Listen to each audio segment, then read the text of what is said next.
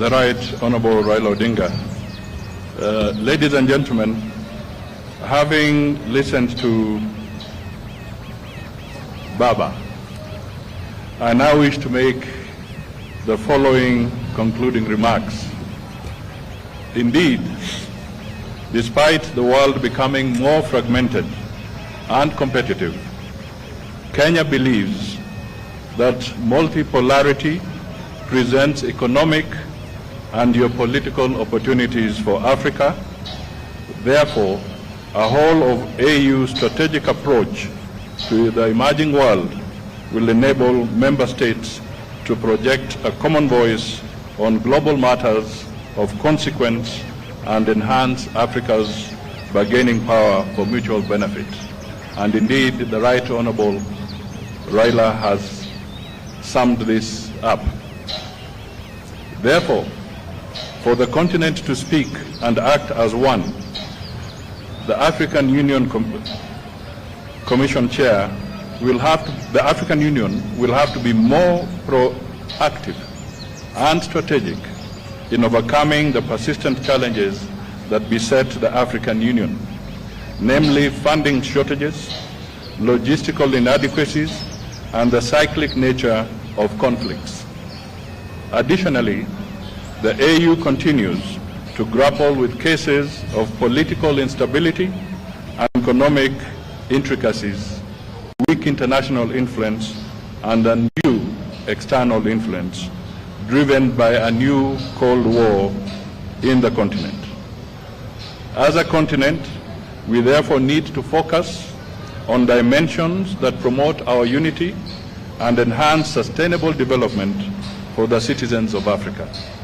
This will include infrastructural connectivity, and he has spoken briefly to that aspect from his previous assignment, reduction in costs of doing business in the continent, accelerating the realization of the visa-free program, and promoting a common language for Africa.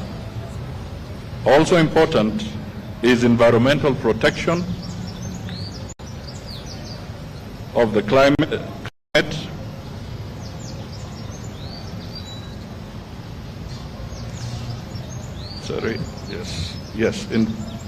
environmental protection of the climate. The continent should work in one voice to campaign for reform of the international organizations and global financial institutions.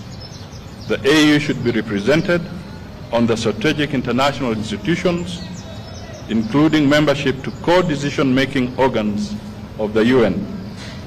We shall promote functional non-alignment that strategically seeks to establish mutually beneficial relationships globally. I may just want to emphasize here that the chairman of the AU Commission also holds the seat for Africa on the G20 forum.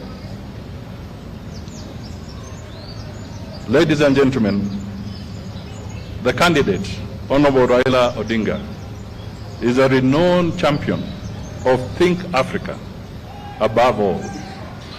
As per the AU values and inherently motivated by the AU vision, an integrated, prosperous, and peaceful Africa driven by its citizens and representing a dynamic force in the global arena. Our continental body should increase Pan-African awareness among a critical mass of citizens and promote the Africanization of our elites to properly contribute to Africa's development goals and discourses.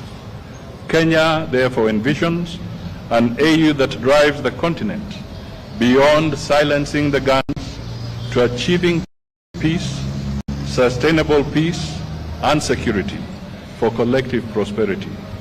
We have a long experience of supporting the AU and regional bodies, as well as bilateral engagements to foster peace and security regionally and globally.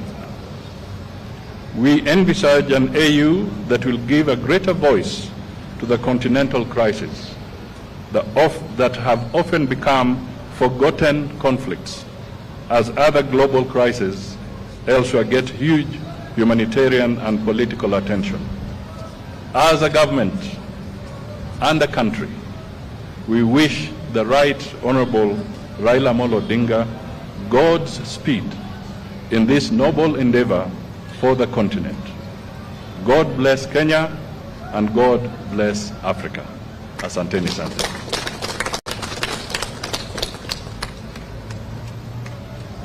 Maybe there could be just a few questions.